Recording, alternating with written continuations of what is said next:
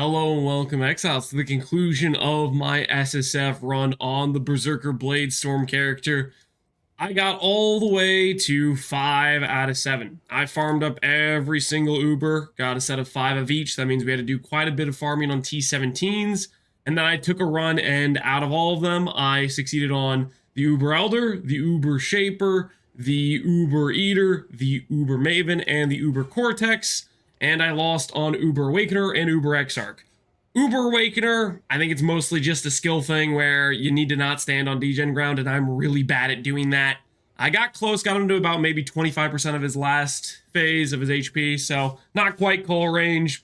Maybe could have played it better, it is what it is. As for Uber Exarch, specifically, I don't think I would succeed that even if I played it really well, mainly due to the fact of how this character gets most of its damage. Most of my character's damage is through my General Cry minion dudes, these Mirage guys that pop up and do damage. The problem in an Exarch fight is these guys can collide with the Exarch balls during the ball phase. And that's problematic because those balls, when they explode, they have an AoE. And that means essentially, even if I could dodge the balls successfully, these guys would go and get hit by a ball, blow up, and then he'd get me hit even though I didn't run into the ball, which makes you get shotgunned and you just die really easily in the ball phase. So in order to do the ball phase, I kind of have to like weapon swap off just to get these guys to disappear and then try to leap slam around. The problem with doing this is in Uber Exarch, the ball phase isn't the only problem. They summon a Minotaur, which is a heavy fizz enemy. And what happens is if you're not killing that enemy during the ball phase, you have a full HP Minotaur starting the next phase with Exarch, and it just starts to ramp up. Every ball phase you do adds another Minotaur, and it's another enemy that's dealing a ton of fizz damage. And what ends up happening is the General's Cry clones, while normally they're pretty good at targeting one enemy and doing a lot of damage, when you have multiple high HP enemies, what ends up happening is you have a Minotaur over here, Exarch over here, you summon a Mirage Warrior, it'll target the Minotaur, then it'll target Exarch, then it'll target the Minotaur, and then it'll target Exarch. And you end up doing like half damage to both, so you don't really do that much damage. You start your next ball phase, and then there's another Minotaur, which distracts more of the clones, and you see it gets this ramping effect where your single target just goes down and down and down because you can't quite attack the correct enemy. And it ended up basically just, as the phases went on, the more Minotaurs got added, the more dangerous and scuffed it got. We got Exarch maybe to about 45% HP. If I played it really well, maybe we get him to 30, 25, but I don't think we're killing Exarch, not with this character, not with my skill set. Anyways, that was the run. We did 1 try of each. We did 5 out of 7. I'm pretty happy with how we did considering this was an SSF run and the gear we had.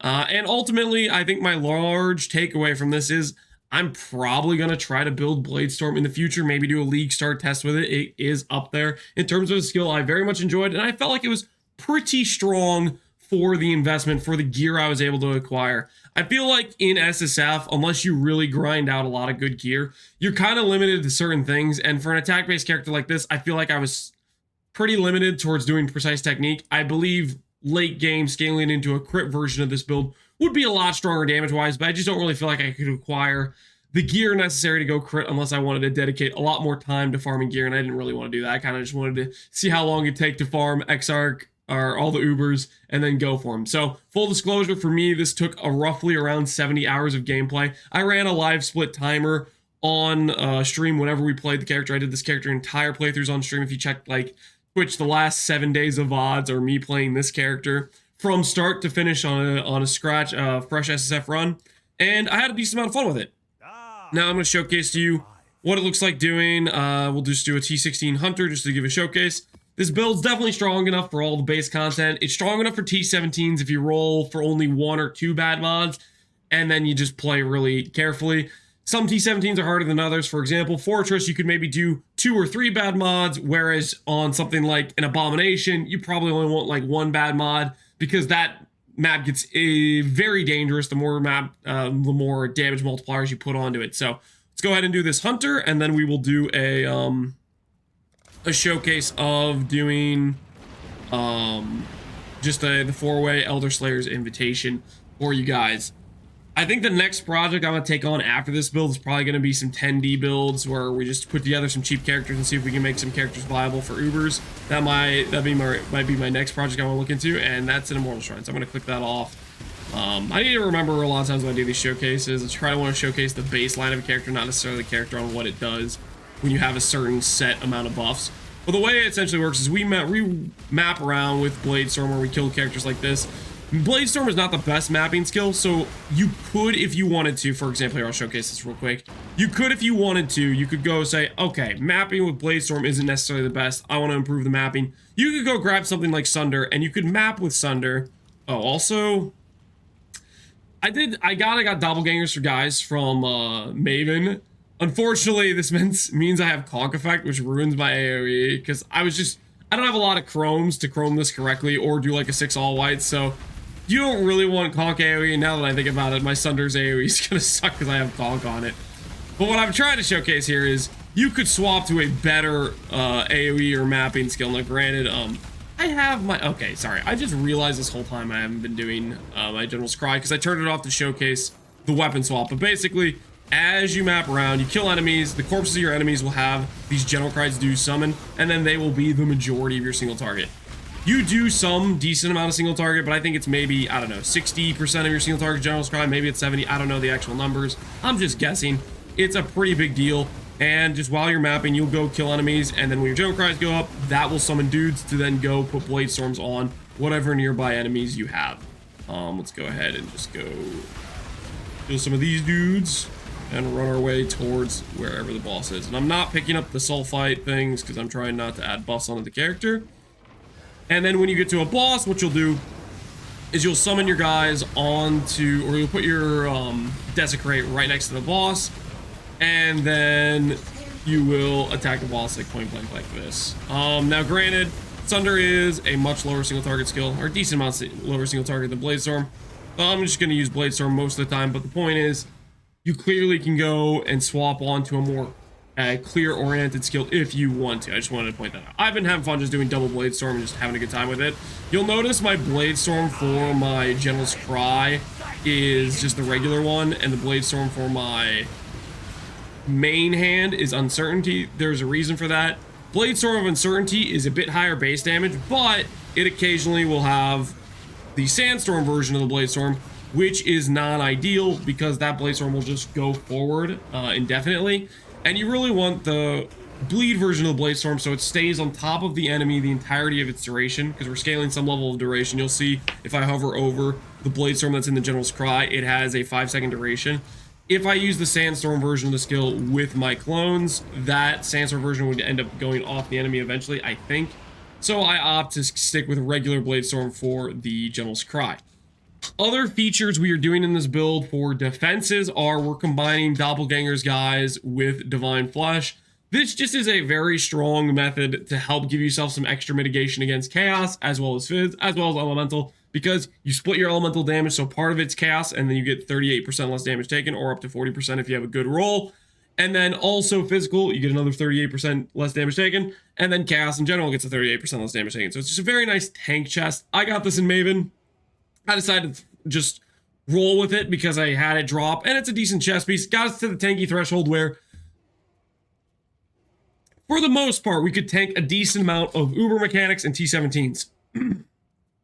Granted, there's still great other options you have there, but this is a decent option for tank. I also swapped my tree a bit to grab Mage Bane and the suppress node here because we have evasion on every piece of gear. That got us to a lucky suppress of 66 without any suppress on my gear.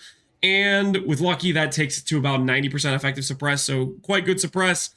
And then I opted to swap over to Iron Reflexes to still have a decent armor number combined with our less Fizz damage taken from Doppelgangers.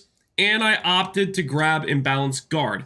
This is something where this is worth it if you're talking about Ubers, if you're talking about a lot of big hit mechanics, which is what I was setting this character up to face, where you're hedging your bets that you're going to need the extra 23k armor, so you're defending with 46k armor just to get to 50 PDR. If I reduce a hit by 50% and then I have another 38% less on top of it, that's still quite good mitigation, and it works out decently because when I dropped my main chest piece that I had before, I lost a lot of armor. I had over 2,000 armor on my old chest piece, and I ended up going from like 23,000 with the respec all the way, or from, I had like 40,000 before, all the way to 23,000, and this is my way to get back some of that PDR, especially when considering stuff like an Uber Shaper Slam, an Uber Elder Slam, stuff like that, where the armor we have wouldn't be quite enough to mitigate it by 50%, and this helps us get closer to mitigating it by 50%, and that's why we're grabbing Balance Guard. For the most part, normal mapping, you probably just don't have this on because a lot of things don't hit hard enough, but when you're talking about going into Ubers, this is worth clicking, and that's my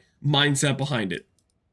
All in all, this is a Fizz Impale setup with a precise technique on a Berserker, and our main damage is from Bladestorm with General's Cry, and we also have Bladestorm as our main hand. So this is just a character I made. I wanted to try something out in SSF. Had a lot of fun with it. I think we had decent success all in all. We did over 20 plus T17 maps successfully. We farmed ourselves all of our Uber fragments. I have to say, it's a pretty big grind, but all in all, it's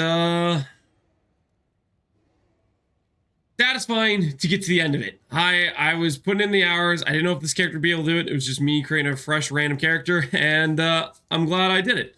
So anyways, hopefully you guys enjoyed this little project of just doing an SSF run. Next up, I think it'll be 10D builds, and we'll see where we come up for those. I'll be streaming it starting today. As always, thanks for watching, Exiles. I should also mention I will be going to the console couch co-op playtest that is happening for PoE 2 this midweek, and hopefully I'll get some footage and be able to make some videos on that to share with you guys. So look out for those videos. We'll see how it goes. As always, thanks for watching, Exiles. Take care and peace out.